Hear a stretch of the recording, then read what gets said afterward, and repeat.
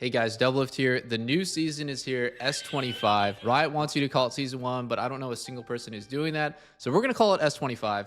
There have been a lot of changes to the game, and as someone who's been streaming it nearly every single day, I get a ton of questions. So I'm going to make this video for two types of people.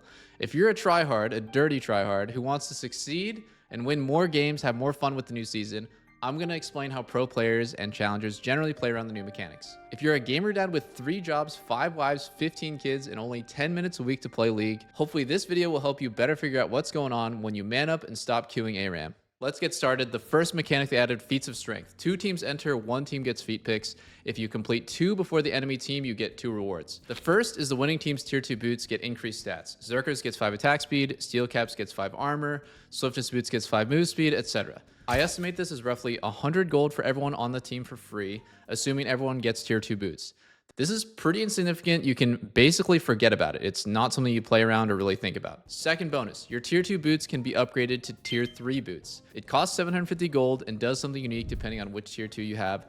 Tons of people are having mental breakdowns when their team loses Feats of Strength because now they can't buy these and FOMO's hitting hard, and why didn't I get into Dogecoin 5 years ago? The consensus of basically every pro player I've talked to is that these are usually complete bait and a waste of gold. In fact, I would argue that sometimes having the option of griefing your build by spending 750 on this upgrade is a possible downside for the winning team. So in a 60-minute game where everyone is full build, this is a straight up buff. It's definitely good to have, as it allows further investment into your build that isn't available to the other team. But just because you can buy these after 2 items doesn't mean you should. It is almost always better to continue your build as usual and only buy tier 3 boots when you're at 5 or 6 items. Until these get buffed, Feats of Strength are probably not what's causing you to win or lose. It's the fact that a team got 3 early kills, first turret, or first 3 neutral objectives that is way more important to the outcome of the game and indicative of which team is playing better. Correlation, not causation. Feats of Strength are not super impactful until they get buffed in a future patch, and it's not something you really need to think about too much, even though there's a fancy UI for it. Second mechanic, Bloody Roses. Feats of Strength are overrated by the community, in my opinion, and these are hugely underrated. I never hear people talk about these. Roses give your team global XP and adaptive force, aka AD or AP. They spawn around where champions have died, and you auto them like a jungle plant to pop them. Like whack-a-mole. Also, according to the new official wiki made by Riot, 7 regular and 7 large roses spawn around the quadrant of where Atakhan spawns. I totally knew that and didn't learn it just now while researching to make this video. After Atakhan spawns at 20, no more new roses. In my last 10 solo queue games, I normally have around 15 to 20 roses by 20 minutes. At level 11, roses amount to a quarter to a third of a level and a longsword or an amp tome. So why would they be underrated? That doesn't sound that crazy. Well, you have to keep in mind 2 things. The value of taking a rose is doubled because if you don't take it, the enemy team will. Also, level differences in the game work like this. You're either a level ahead of your opponent or you're not. There's no difference between 2 level 10 champs. One can be at 0% XP, one at 99% XP. But once both of them farm 1 minion, the entire dynamic is different because one person leveled up. In high-rated games, you will see a person take a 1 minion advantage and turn that into a solo kill, and then a turret, and then a roam, and then a TP play, and then it's just GG. So let's take that concept and now apply it to roses. There's now a way to farm global XP for your entire team while giving them stats, and if you don't get them, the enemy team will. Are we seeing now how broken these things are? So how do challenger players play around roses? In S25, there's more of a focus on objectives, more grouping because of that, and more fighting around those objectives. If you're getting pushed in, you don't get to farm any roses and you don't get to make it to any fights. On the other hand, if you're pushing lane, you have more access to real estate on the map. Your lane spawns roses, you get to get those and move. In S25, pushing lane and taking up space on the map benefits you more than it ever has. Last mechanic, Atakhan. It's kind of confusing, but we can handle it because we're League of Legends enjoying Giga Chads with big brains. Kills and damage dealt adds to an internal score that decides which of the 2 types spawn. At 20 minutes, Ruinous Atakhan spawns if the score is high. Voracious Atakhan spawns if the score is low.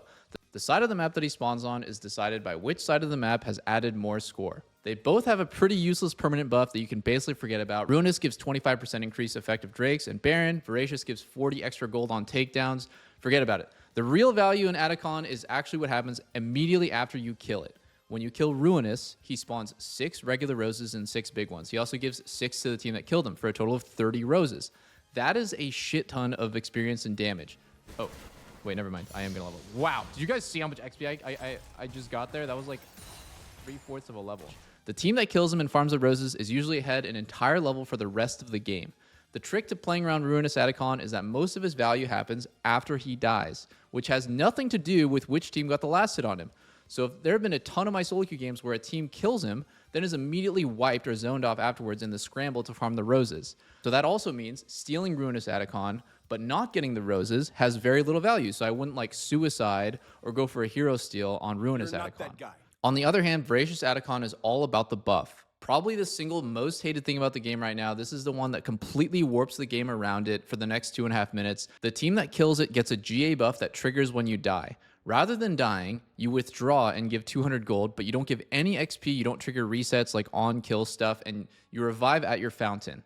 I don't want to go into too much detail about why this is so broken, but generally in pro matches or high-elo games, you group up, you go dive with this buff, and any sort of trade kill is going to be good for your team, even though you're giving them 200 gold. In fact, just something as simple as getting aced, but blowing all enemy flashes at the highest level is going to be good, because Atakhan spawns at 20 minutes, and guess what spawns at 25?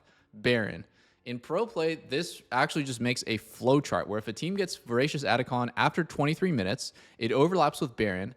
Then Baron is uncontestable for the enemy team, which means free Baron into a dive with Baron buff and the withdraw buff, and the game is over. In solo queue games, I actually think that this buff is a lot less OP because it requires some coordination to get value out of it. And one thing to keep in mind is, unlike Ruinous, stealing Voracious is actually insane since all of the value is from getting the last hit. And then if you do steal it and die, you just go and GA back at your fountain. So you actually get to like not die for the hero steal if you hit it. Solo queue perspective, playing against this buff is all you have to do, stall for 2.5 minutes until it expires. There's probably going to be a lot less coordination from the enemy team with diving. So you probably have people running it down, giving you that 200 gold, and then just kind of wasting their buff. In my opinion, Voracious is better when everyone is playing optimally. Ruinous is better in sloppy games where it's not going to boil down to a 2-minute sequence. Here's a fun stat. Atakhan has about the same win rate as most Dragon Souls. That means if you get it, it's the same chance to win afterwards as getting 4 Drakes. That's how important it is. So try to put wards down and pressure the enemy team in mid and the side lane closest to Atakhan. If the enemy team groups on the opposite side of Atakhan, it's pretty much the same as Baron. You're going to start it up and you'll usually kill it before they can respond. Atakhan is the single most important change to the game in S25.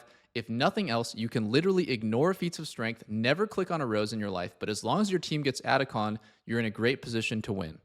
I had a lot of fun looking through stats, developer comments, tweets, patch notes, and the wiki making this video because I'm a huge nerd. I learned a lot along the way, and I have you, the viewer, to thank for that.